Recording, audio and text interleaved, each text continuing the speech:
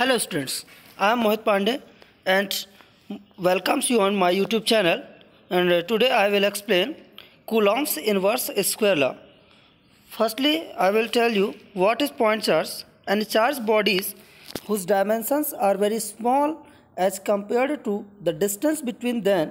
The charges on the charged bodies are called as point charge.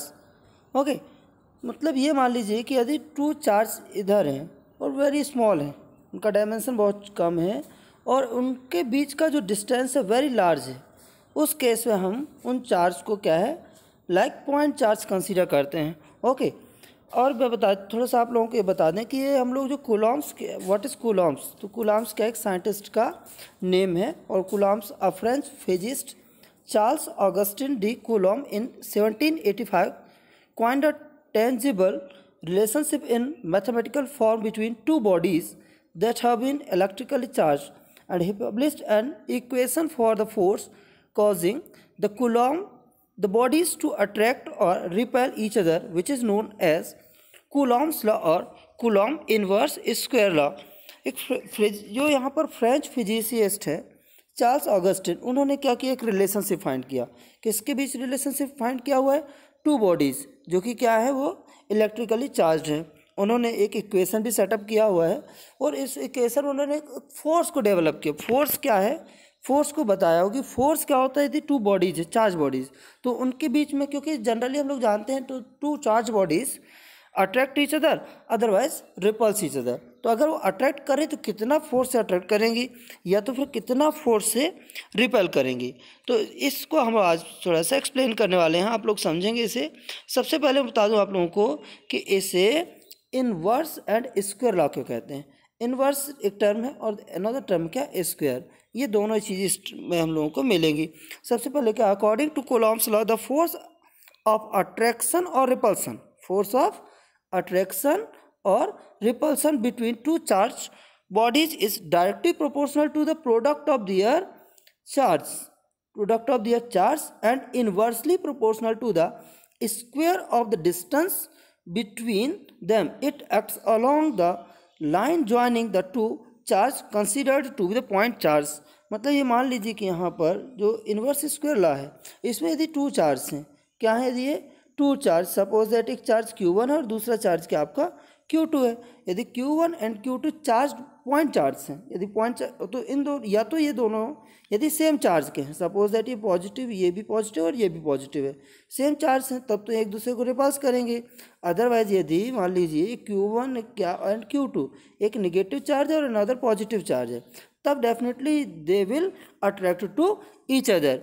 तो what is the force of attraction और what is the force of repulsion. तो उस case में यहाँ पर Coulomb's ने एक फोर्स को डिटरमाइन करने के लिए रिलेशनशिप को एस्टैब्लिश किया हुआ, उसे यहाँ हम लोग कंसीडर करते हैं।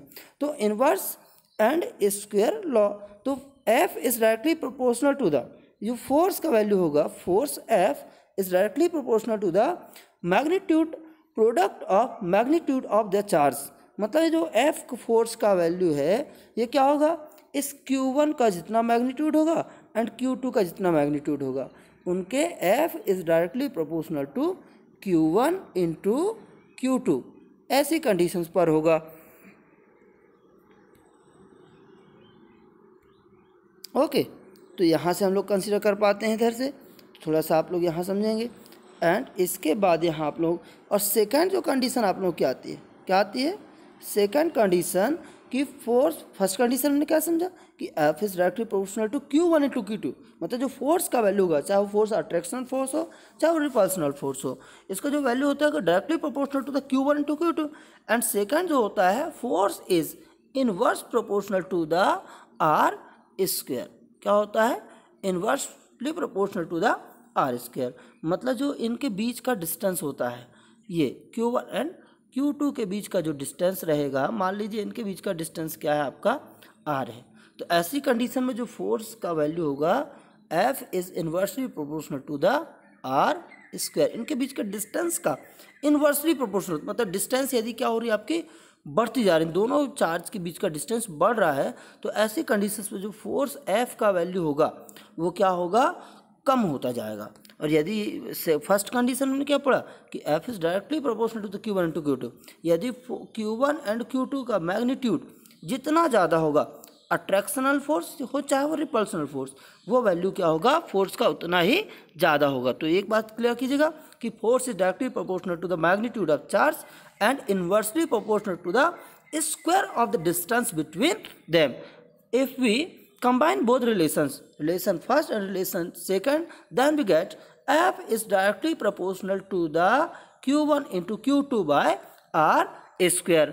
Understand? And here if we can write it, F is equal to K into Q1 into Q2 by R square. That is equation number first. And where is K is constant of proportionality. यदि हमको पता है, यदि हमने क्या किया, directly proportional का symbol को रिमूव किया, उस केस में एक कांस्टेंट हमें देना पड़ता है। कांस्टेंट है के, तो K is constant of proportionality called electrostatic force constant. What is K? K is electrostatic force constant and its value depends on the nature of the medium in which the two charge are located and also the system of units adopted to measure F, Q1, Q2 and R। मतलब ये मान के चलिए आप लोग, जो K का value है किस पर डिपेंड करेगा कि K जो है कि वो दोनों चार्ज हैं, ये जो टू चार्जेस हैं वो किस मीडियम पर रखे हुए हैं, मीडियम कैसा है इस पर डिपेंड करेगा, या तो फिर आपका किस पर कि वो किस सिस्टम में मेजर किए जा रहे हैं। और सिस्टम क्या होता है आपको पता है, SI सिस्टम एंड आपका क्या होता है आपका CGS सिस्टम। तो यदि हमने SI पर लिया हुआ है या तो CGS पर लेंगे, तो SI पर मेजर करते हैं तो उसका वैल्यू क्या होगा K का, और CGS पर लेंगे तो K का वैल्यू क्या होगा। मैं वेरियस केसेस हो गए तो दोनों केस में आप लोगों को बता देता हूँ कि इन SI सिस्टम पर, यदि SI सिस्टम पर हम लोग मेजर करते हैं फोर्स का वैल्यू, तो उस कंडीशंस पर when the medium between the charges is air और वैक्यूम, यदि मीडियम क्या है, यदि दोनों चार्ज एयर और वैक्यूम पर रखे हुए हैं, ऐसी कंडीशंस पर K is equal to 1/4 pi epsilon naught. What is? Repeat again. K is equal to 1/4 pi epsilon naught. Okay.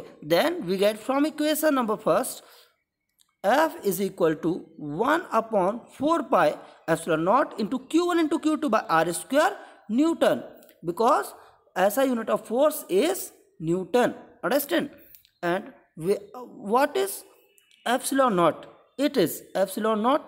What is epsilon naught? Epsilon naught is the permittivity of free space. Understand? Permittivity of free space. Understand? And in CGS system, I will also tell you, in CGS system, when the medium with the charges is air or vacuum, then K is equal to 1, and therefore from equation number first we get F is equal to Q1 into Q2 by R square and the unit is dyne. Understand? अब we consider limitations कि आखिरकार जो Coulomb's law है कहाँ तक applicable होगा।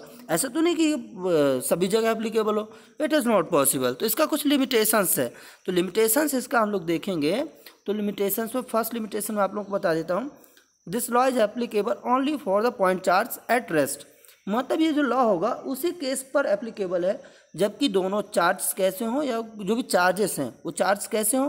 पहली चीज़ तो पॉइंट चार्ज हो, मतलब दोनों का डायमेंशन बहुत कम हो, और दो चार्जेस के बीच का डिस्टेंस वेरी लार्ज हो। सपोज दैट ऐसा केस होना चाहिए कि डायमेंशन कम और इनके बीच का डिस्टेंस वेरी लार्ज। ऐसे केस में हम लोग बोल सकते हैं कि यहाँ पर जो है कूलॉम्स लॉ क्या होगा, एप्लीकेबल होगा। एंड सेकेंड लिमिटेशन इसका है, Coulomb's law can be only applied in those cases where the inverse square law is obeyed. उस केस में ही कूलॉम्स लॉ एप्लीकेबल हो सकता है, जबकि क्या हो कि वो जो दोनों केस हैं वो क्या होंगे, वो केसेस किस पर एप्लीकेबल होना चाहिए, इनवर्स स्क्वायर लॉ को क्या करते हो, फॉलो करते हो। एंड द थर्ड होगा आपका क्या है, थर्ड केस में देखेंगे हम लोग, it is difficult to implement Coulomb's law where charges are in arbitrary. यदि चार्जेस कैसे हो, आर्बिट्री कंडीशंस में हो, आर्बिट्री शेप में हो, because in such cases we can not determine the distance between the charges. ऐसे केस में हम लोग क्या बीच का जो है डिस्टेंस फाइंड नहीं कर सकते हैं। तो the law can't be used directly to calculate the charges on the big planets। और इस कूलॉम्स लॉ के अकॉर्डिंग या कूलॉम्स लॉ की हेल्प से हम लोग क्या है बिग प्लैनेट्स पर जो है क्या है हम लोग इनके फोर्स ऑफ अट्रैक्शन और रिपल्सन डिटरमाइन नहीं कर सकते। तो ये इसकी लिमिटेशंस हैं, अंडरस्टैंड। तो इसके बाद हम लोग जो है तो नेक्स्ट वीडियो में आपको लेकर के आऊँगा और भी मोस्ट इंपॉर्टेंट क्वेश्चन से रिलेटेड। तो आप लोग जो है चैनल को सब्सक्राइब करना ना भूलें। Thank you everyone.